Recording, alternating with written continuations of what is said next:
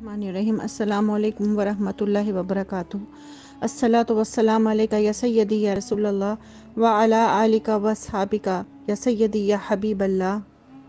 पढ़ने लगी दरूद में जब से हजूर पर, पढ़ने लगी दरूद में जब से हजूर पर, हर काम मेरे वास्ते आसान हो गया। अगर हमें दुनिया और आखिरत में भलाई चाहिए तो हमें चाहिए कि हम ज़्यादा से ज़्यादा दरूद पाक पढ़ें। दुनिया और आखिरत में हम क्या चाहते हैं कि कारोबार में और रिज़्क़ में बरकत हो, बीमारी से शिफा हासिल हो जाए, इज़्ज़त में इजाफ़ा हो जाए और मरते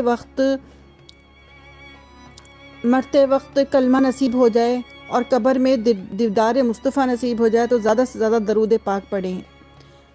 आपके परचम के नीचे आना चाहते हैं, दरूद पाक पढ़ते जाएं। आका के पीछे पीछे जाना चाहते हैं, दरूद पाक पढ़ें। नबी अकरम सल्लल्लाहु अलैहि वसल्लम का दीदार करना चाहते हैं तो दरूद पाक पढ़ते जाएं। मदीने जाना चाहते हैं और बार बार जाना चाहते हैं तो दरूद पाक पढ़ें।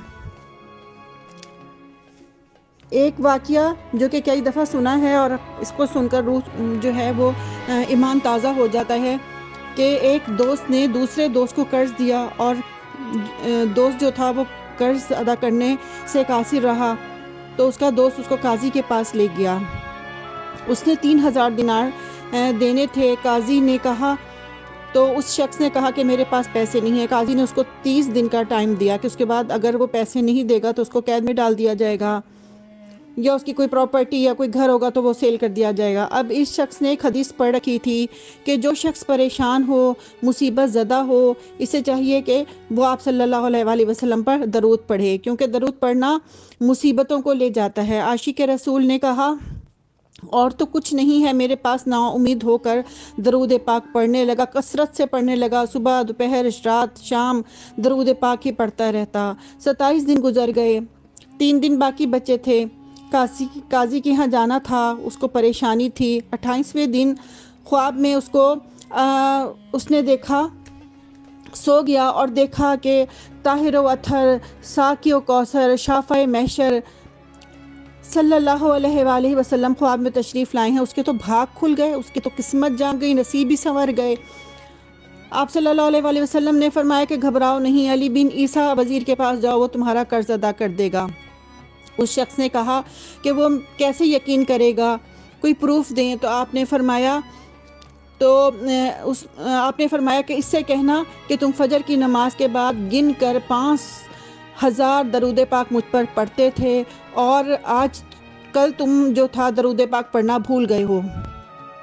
अब वो निशानी भी बता दी। वो वज़ीर के दरबार में पहुंचा। अदालत जाने से, काजी के पास पहुंचने से पहले वो वज़ीर के पास पहुंचा। आज आखिरी दिन था। उसने कहा कि एक पैगाम लेकर आया हूँ। काजी के मुशीरों ने कहा, उसका पैगाम पहुंचाया। तो वज़ीर ने पूछा कि किसका पैगाम लाए हो? उन्होंने कहा, मोहम्मद सल्लल्लाहु अलैहि वसल्लम का पैगाम लाया हूँ। तो वो उठकर खड़ा हो गया और उसने कहा, तुम्हारे पास कोई सबूत है? उसने कहा कि आप सल्लल्लाहु अलैहि वसल्लम मेरे ख्वाब में आए और फरमाया कि आप रोज़ाना फ़जर की नमाज के बाद 5000 अदद का नजराना पेश करते हैं, लेकिन कल पढ़ना भूल गए हैं। ये राज आप जानता है या आपका रब जानता है? इसने कहा, मरहबा या रसूलल्लाह सल्लल्लाहु अलैहि वसल्लम, मेरे आका ने मेरा दरूद कबूल कर लिया। पहले 3000 दिनार उसको इतनी अच्छी खबर लाने के लिए दिए, फिर 3000 दिनार उसको घर आने के लिए और 3000 दिनार उसको छोटा मोटा काम कोई बिजनेस करने के लिए दे दिए। अब वो आदमी जो कि कौड़ी कौड़ी का मोहताज था, अब अमीर व कबीर हो गया। वो आशिक रसूल झूमता हुआ अदालत पहुंचा। काजी ने कहा कि पहले तो तुम ये बताओ कि तुम तो मकरूज़ थे, इतने पैसों का अरेंज कहाँ से किया? इस आशिक रसूल ने कहा, क्या कहा कि ये करम है उनका, वरना मुझ में तो ऐसी बात नहीं।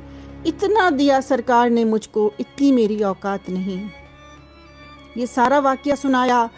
तो उस आशिक रसूल जो था, वो अदालत में जो काजी था, उसने भी उसको 3000 दिनार दिए और कहा कि मैं भी इसमें इस नेकी में शरीक होना चाहता हूँ।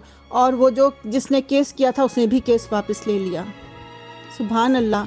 अब वो जो कि एक परेशान हाल था, अब 12000 दिनार लेकर जा रहा था। دکھوں نے تم کو جو گھیرا ہے تو درود پڑھو، جو حاضری کی تمنا ہے تو درود پڑھو، ہر پریشانی ہر مصیبت میں درود پاک کو تھام لیں۔ درود پاک سے بڑی بڑی مشکل آسان ہو جاتی ہیں، کیونکہ یہ وہ کام ہے، یہ وہ وظیفہ ہے جو اللہ سبحانہ و تعالیٰ اور اس کے فرشتے بھی کر رہے ہیں۔